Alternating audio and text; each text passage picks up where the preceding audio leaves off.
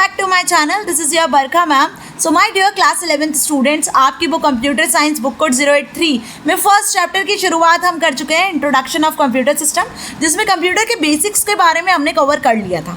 आज के इस सेशन में डिस्कस करने वाले हैं नेक्स्ट टॉपिक को, that is evolution of computer. Means computer की शुरुआत कैसे हुई। कंप्यूटर एक्चुअली जिसको आज हम बहुत ज़्यादा इंपॉर्टेंट वे में यूज़ कर रहे हैं, हमारी लाइफ का एक हिस्सा बन चुका है। Mobile, computer devices, laptop, PCs, तो भाई इनका इन्वेंशन कैसे हुआ एक्चुअल में आज के इस सेशन में डिटेल में जानने वाले हैं। सो इससे रिगार्डिंग कोई क्वेश्चन यदि एग्जाम में आएगा तो अब आप इजीली लिख पाओगे। So from the simple calculator, एक सिंपल से कैलकुलेटर से मॉडर्न डे में जो powerful data processor computer devices जो आप यूज़ कर रहे हो, एक शॉर्ट स्पैन ऑफ टाइम में किस तरीके से इनका इवोल्यूशन हुआ है, आज के इस सेशन में डिटेल में जानेंगे। सो इसके लिए आपकी बुक में एक इस तरीके का हम बोल सकते हैं कि डायग्राम दिया हुआ है, जिसमें ओवरऑल सारे डिवाइसेस को एक्सप्लेन किया गया है जो कि इवोल्यूशन में कंप्यूटर की जर्नी में इंपॉर्टेंट रोल प्ले करते हैं। तो यदि मैं बात करूं यहाँ पर सबसे पहले डिवाइस की, दैट इज एबेकस, जो कि 3000 ईयर्स पहले 500 BC में इन्वेंट किया गया था। चाइना के मेसोपोटेमियंस ने बेसिकली इस डिवाइस को इन्वेंट किया था, जो कि एक मैकेनिकल डिवाइस के नाम से जाना जाता है और बेसिकली कैपेबल है अरिथमेटिक कैलकुलेशंस को करने में। बेसिकली मतलब बात करूँ मैं तो प्लस माइनस इंटू डिवीजन जैसे जो ऑपरेशंस होते हैं उनको करने में बेसिकली इस डिवाइस का हम यूज़ करते हैं। कुछ इस तरीके से ये डिवाइस दिखता है, जिसे आजकल बच्चे यूज़ करते हैं कैलकुलेशंस को सीखने में। एबेकस क्लासेस भी होती हैं जहाँ पे बच्चे जाते हैं, फर्स्ट सेकंड थर्ड के बच्चे, और इस तरीके से कैलकुलेशंस करते हैं। यहाँ पे दो पार्ट्स आपको देखने को मिल रहे हैं, दो सेक्शन इस डिवाइस के, जिसमें कुछ बीट्स अरेंज्ड है। तो जो कैलकुलेशन होता है वो इसी बीट्स के अकॉर्डिंग होता है। तो कैलकुलेशन की जो इन्वेंशन हुई है वो एबेकस से ही हुई है। तो कंप्यूटर में आप हाई स्पीड में जो कैलकुलेशन कर सकते हो, तो उसकी शुरुआत देखा जाए तो एबेकस से ही हुई है। यहाँ पर आजकल जो एबेकस का यूज़ किया जाता है, डिवाइस का यूज़ किया जाता है, उसमें 3 सेक्शंस होते हैं, वंस कैलकुलेशन के लिए, टेंस कैलकुलेशंस के लिए और हंड्रेड्स कैलकुलेशन के लिए। तो ऊपर वाले पार्ट को हम हेवेंस कहते हैं और नीचे वाले पार्ट को हम यहाँ पर अर्थ कहते हैं, और ये बीट्स जो होती है ये कैलकुलेशन में हेल्प करती हैं। सो इस तरीके से सबसे पहले कैलकुलेशन की शुरुआत जो हुई वो हुई एबेकस से। उसके बाद जिस डिवाइस का इन्वेंशन हुआ दैट इज पास्कलाइन। तो ब्लेस पास्कल नाम के जो मैथमेटिशियन थे, उन्होंने बेसिकली इस मैकेनिकल कैलकुलेटर को इन्वेंट किया था, जिसे पास्कल कैलकुलेटर के नाम से भी हम जानते हैं, और पास्कलाइन मशीन के नाम से भी आप इसको जानते हो। तो इस मशीन में भी आप एडिशन, सब्ट्रैक्शन, मल्टीप्लिकेशन, डिवीजन करवा सकते थे, लेकिन इसका जो तरीका था मल्टीप्लिकेशन और डिवीजन करने का, वो था रिपीटेड वे में। मतलब रिपीटेड वे में एडिशन और सब्ट्रैक्शन करता था या मल्टीप्लिकेशन कर सकता था। 1642 में इस डिवाइस को इन्वेंट किया गया था। इसमें कुछ व्हील्स आपको यहाँ पे दिख रहे हैं। ये जो व्हील्स है बेसिकली ये रोटेट होते थे, गियर इनमें लगे होते थे। व्हील्स के रोटेशन के साथ में यहाँ जो ऊपर आपको स्ट्रिप दिख रही है, इसमें कुछ नंबर्स लिखे हुए दिख रहे हैं। तो यहाँ पर नंबर्स के अकॉर्डिंग फिर कैलकुलेशन होता था। लास्ट वाला जो आपको यहाँ पे नंबर दिख रहा है, यहाँ पे आउटपुट जनरेट होता था, एंड बाकी जो आपको नंबर्स दिख रहे हैं यहाँ पे ये नंबर्स इनपुट और कैलकुलेशन के लिए यूज़ किए जाते थे। तो इस तरीके से पास्कलाइन मशीन में कैलकुलेशन होता था। फॉर एग्जाम्पल यदि आपको 3 into 5 करना है, क्या करना है 3 into 5, तो उसके लिए आपको 3 + 3 + 3 + 3 5 बार 3 को प्लस करना पड़ेगा, जब जाके 3 into 5 कैलकुलेशन होगा। सो इसे हम रिपीटेटिव कैलकुलेशन कहते थे। तो ये इस डिवाइस में जो मल्टीप्लिकेशन होता था वो इस तरीके से रिपीटेड फॉर्म में ही होता था। तो होपफुली आपको पास्कलाइन मशीन के बारे में भी समझ में आ गया। तो ये भी एक मैकेनिकल डिवाइस ही था, जैसे एबेकस मैकेनिकल डिवाइस है। उसी के बाद 1834 में यदि आए तो यहाँ पे एक और डिवाइस की इन्वेंशन की गई, जिसे हम एनालिटिकल इंजन के नाम से जानते हैं। तो 1834 में ही देखा जाए तो चार्ल्स बेबेज ने, जिसे आज आप फादर्स ऑफ कंप्यूटर के नाम से जानते हो, उन्होंने एनालिटिकल इंजन की शुरुआत की थी, जो कि एक मैकेनिकल कंप्यूटिंग डिवाइस था, जहाँ से इनपुट, प्रोसेस और आउटपुट की इन्वेंशन हुई थी। मतलब आजकल जो आप कंप्यूटर सिस्टम में इनपुट्स देते हो वो प्रोसेस होता है, फिर आपको आउटपुट मिलता है, डेटा को आप स्टोर करवा सकते हो। तो इसकी जो शुरुआत थी वो एनालिटिकल इंजन से हुई थी। तो एनालिटिकल इंजन जिसे किसने डेवलप किया था, चार्ल्स बेबेज ने, जिन्हें हम फादर्स ऑफ कंप्यूटर के नाम से जानते हैं। इस तरीके का ये डिवाइस दिखता था। इस डिवाइस में बेसिकली यहाँ पर एक हैंडल होता है, उस रोटेटिंग हैंडल को आप मूव करते थे, क्योंकि ये मैकेनिकल डिवाइस है, मूव करते थे। इस तरीके से यहाँ पे कुछ नंबर्स आपको दिख रहे हैं, उन नंबर्स पे कैलकुलेशन होता था, और बाकायदा इससे एक पेपर अटैच होता था, उस पेपर पे प्रिंटिंग भी होती थी, और यहाँ पर साइड वाले पोर्शन में आपको यहाँ पर आउटपुट भी शो होता था। तो कुछ इस तरीके से इस डिवाइस में कैलकुलेशन होता था, लेकिन ये भी मैकेनिकल डिवाइस ही था। लेकिन ये जिस प्रोसेस पर बेस्ड था वो प्रोसेस थी आपकी input, process, output and storage. बाकायदा इस मशीन में आप इनपुट भी देते थे, वो प्रोसेस भी होता था, और उसके बाद आपको आउटपुट भी मिलता था ऑन पेपर। तो प्रिंटिंग भी यहाँ पॉसिबल थी, पेपर पे जो आउटपुट है वो प्रिंट होकर आपको शो होता था। तो चार्ल्स बेबेज, जिन्हें हम फादर्स ऑफ कंप्यूटर के नाम से जानते हैं, उन्होंने जिस मशीन को इन्वेंट किया 1834 में, वो थी एनालिटिकल इंजन।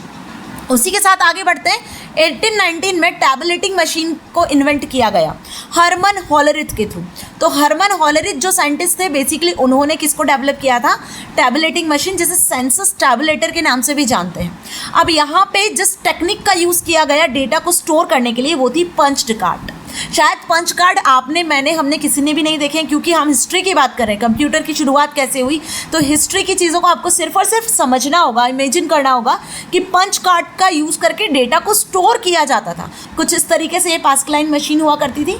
तो पंच कार्ड में आप डेटा को स्टोर कर सकते थे। आधार कार्ड आपने देखा, तो जैसा आधार कार्ड होता है ना, बिल्कुल वैसा ही पंच कार्ड होता था, जिसमें कुछ होल्स होते थे, है ना। उस बेसिस पर यहाँ पर डेटा को स्टोर करते थे। सो 1937 में शुरुआत हुई एक्चुअल कंप्यूटर की। मतलब 1937 में एक मशीन को इन्वेंट किया गया जिसका नाम था ट्यूरिंग मशीन। तो होपफुली ट्यूरिंग मशीन का नाम आपने सुना होगा। एक्चुअल में जो कंप्यूटर की शुरुआत हुई थी वो ट्यूरिंग मशीन से ही हुई है। यहाँ से ऑटोमेटिक वे में कंप्यूटर्स वर्क करने लगे थे। मतलब ट्यूरिंग मशीन एक ऐसी मशीन थी जिसमें मैकेनिकल इन्वॉल्वमेंट कुछ भी नहीं था, यहाँ पे ऑटोमेशन में काम होता था। जैसे कंप्यूटर आजकल ऑटोमेटिक आपको आंसर जनरेट करके देता है, बिल्कुल वैसे ही एलन ट्यूरिंग ने बेसिकली इस ट्यूरिंग मशीन को डेवलप किया था। इसके पहले जितने डिवाइसेस थे, Pascaline machine, tabulating machine, analytical engine, abacus, ये सारे डिवाइसेस मैकेनिकल डिवाइसेस थे जो कैलकुलेशन में हेल्प करते थे।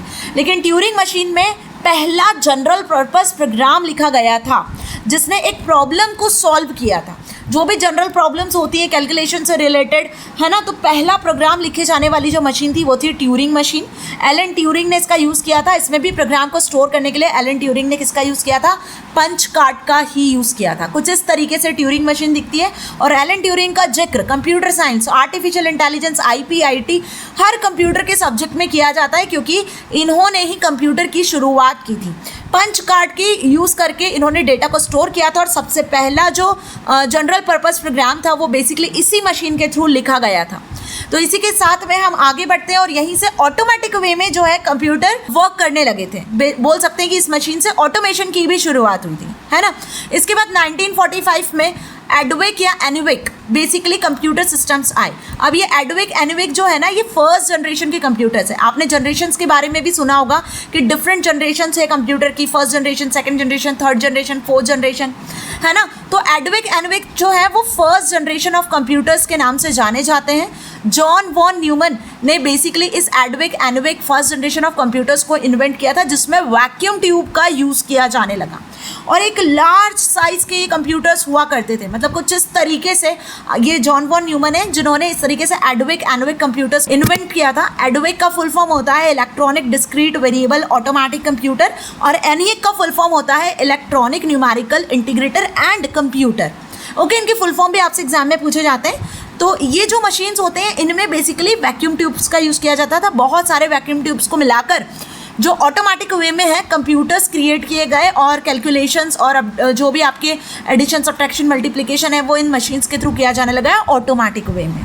अब ये बिगिन साइज होते थे, लार्ज हीट प्रोड्यूस करते थे और इसे इलेक्ट्रिसिटी सप्लाई की जाती थी। तो ऐसे रूम में रखा जाता था जहाँ पर एयर कंडीशनिंग प्रोवाइड की जा सके। तो ज़्यादा लंबे समय तक हम इन पर काम नहीं कर सकते थे।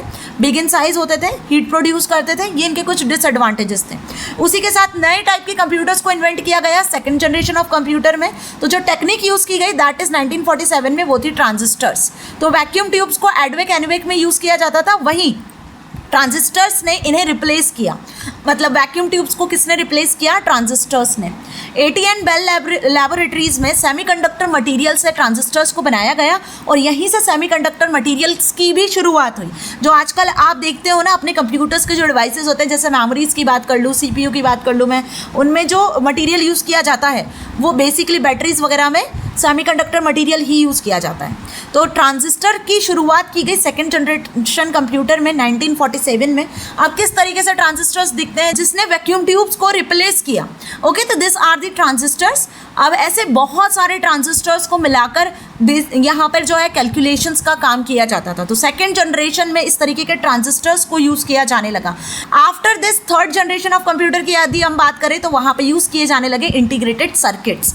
तो इन इंटीग्रेटेड सर्किट्स में ना थाउजेंड्स ऑफ ट्रांजिस्टर्स को यूज़ किया गया, मतलब थाउजेंड्स ऑफ ट्रांजिस्टर्स से मिलाकर एक सर्किट बनाया गया जिसे इंटीग्रेटेड सर्किट कहते हैं, जिसे आप आईसी चिप के नाम से भी जानते हो। और ये जिस मटेरियल से बनी होती है वो होता है सिलिकॉन। तो ये जो चीज़ें मैं आपको बता रही हूँ ना, बहुत ज़्यादा इंपॉर्टेंट है, एमसीक्यू में आपसे पूछी जा सकती है। तो ये बेसिकली स्मॉल इन साइज होने लगे, ट्रांजिस्टर्स भी लार्ज होते थे साइज में, इसमें भी हीट प्रोड्यूस होती थी जैसे वैक्यूम ट्यूब में होती है। तो इन ट्रांजिस्टर्स को मिलाकर इंटीग्रेटेड सर्किट बनाए गए जिसमें नंबर ऑफ ट्रांजिस्टर्स का यूज़ किया जाने लगा।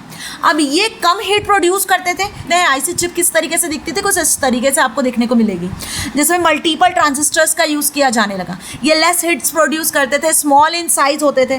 बस ये थे थर्ड जनरेशन के कंप्यूटर्स। उसके बाद आई बात फोर्थ जनरेशन कंप्यूटर की, जिसमें बेसिकली आजकल हम input process output computer memories का यूज़ करते हैं, जो जनरली फोर्थ जनरेशन के कंप्यूटर्स माइक्रो प्रोसेसर का यूज़ करने लगे।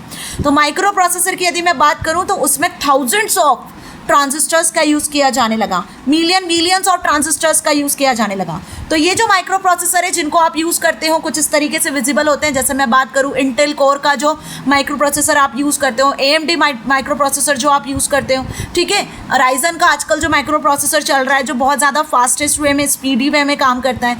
तो ये माइक्रो प्रोसेसर जिन कंप्यूटर सिस्टम में यूज़ किए जाते हैं दे आर 4th जनरेशन और 5th जनरेशन कंप्यूटर सिस्टम्स। सो यहीं से देखा जाए तो बेसिकली कंप्यूटर की जर्नी की शुरुआत हुई थी और स्मॉल इन साइज में आपको computer, laptop, PC, mobile phones आजकल इन्वेंट किए जा रहे हैं। और जिस दुनिया में अभी हम जी रहे हैं वो आजकल AI की दुनिया बन चुकी है, जो कि 5th जनरेशन और 6th जनरेशन के नाम से इंट्रोड्यूस हो रही है आजकल। सो वॉन न्यूमन आर्किटेक्चर, बेसिकली ये जो आपको आर्किटेक्चर यहाँ जो डायग्राम दिख रहा है, जो आजकल हर डिवाइस इनपुट प्रोसेस आउटपुट, जिसमें कुछ प्रोसेसर होता है, माइक्रो प्रोसेसर होता है, मेमोरीज होती हैं डेटा को स्टोर करने के लिए, इनपुट आउटपुट डिवाइसेस होते हैं जिनकी मदद से आप डेटा को इनपुट और आउटपुट करवा सकते हो, रिजल्ट गेन कर सकते हो, है ना। पहले जो फर्स्ट सेकेंड जनरेशन में कंप्यूटर्स हुआ करते थे उनमें मशीन लैंग्वेज का यूज़ किया जाता था, जिन्हें आप बिट्स बोलते हो, 0-1 के फॉर्मेट में जो लैंग्वेज होती है जिसे सिर्फ और सिर्फ मशीन समझती है। लेकिन 4th 5th जनरेशन से जो कंप्यूटर्स डेवलप किए जाने लगे उनमें हाई लेवल लैंग्वेजेस का यूज़ किया जाता है, जो बेसिकली C++, जावा, पाइथन जो प्रोग्रामिंग लैंग्वेजेस है they are high level languages, जिनमें यूज़र फ्रेंडली लैंग्वेज होती है। यूज़र अपनी लैंग्वेज में कोड करता है, फिर कंपाइलर इंटरप्रेटर की मदद से उन लैंग्वेजेस में जो कोड लिखे रहते हैं उसको कन्वर्ट किया जाता है मशीन अंडरस्टैंडेबल फॉर्मेट में। So during 1960 large scale integration that is LSI of electronic circuit allowed integration complete CPU on a one chip called micro processor. तो अब यदि माइक्रो प्रोसेसर की डेफिनेशन आ गई तो अब आप लिख कर आ सकते हो ना कि माइक्रो प्रोसेसर एक सिंगल चिप पर लार्ज नंबर ऑफ ICs को, इंटीग्रेटेड सर्किट्स को बनाकर एक माइक्रो प्रोसेसर क्रिएट किया गया। तो अब माइक्रो प्रोसेसर किस तरीके से दिखता है, मैंने अभी आपको इंटेल का एक माइक्रो प्रोसेसर चिप बताया जिसमें IC का यूज़ किया गया, मल्टीपल ICs का। और आजकल जो माइक्रो प्रोसेसर्स आप देखते हो वो बेसिकली बिलियंस में ट्रांजिस्टर्स और ICs का यूज़ करते हैं। मतलब एक IC में मिलियन में ट्रांजिस्टर्स लगे होते हैं जिसकी वजह से हमें स्पीडी और फास्ट वे में आउटपुट मिलता है। तो इंटेल के जो कोर, ड्यूल कोर जो माइक्रो प्रोसेसर्स हैं वो इसका बेस्ट एग्जाम्पल है। उसी के साथ 1980s में VLSI that is very large scale integration chips का यूज़ किया जाने लगा, ठीक है। Approx super large integration chips का भी यूज़ किया जाने लगा जिसमें मिलियंस ट्रांजिस्टर्स को इंक्लूड किया जाने लगा। Now IBM international business machine सबसे ज़्यादा बड़ी कंपनी है जिन्होंने कंप्यूटर्स को इन्वेंट करना शुरू किया था।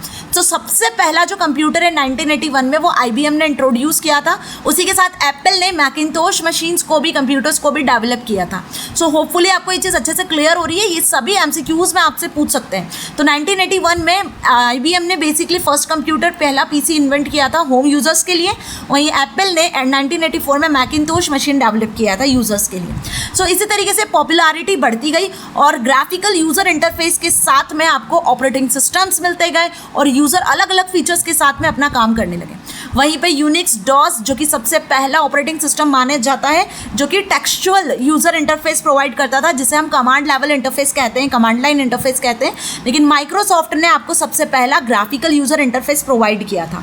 तो सबसे पहला जो ऑपरेटिंग सिस्टम था वो था DOS that is disk operating system, याद रखना, जिसमें कमांड लाइन पे आप काम करते हो। और सबसे पहला ग्राफिकल यूज़र इंटरफेस जो आया जिसमें यूज़र ग्राफिकल वे में पिक्चर्स, आइकन्स, इमेजेस के फॉर्मेट में वर्क कर सकते थे, दैट इज माइक्रोसॉफ्ट विंडोज़।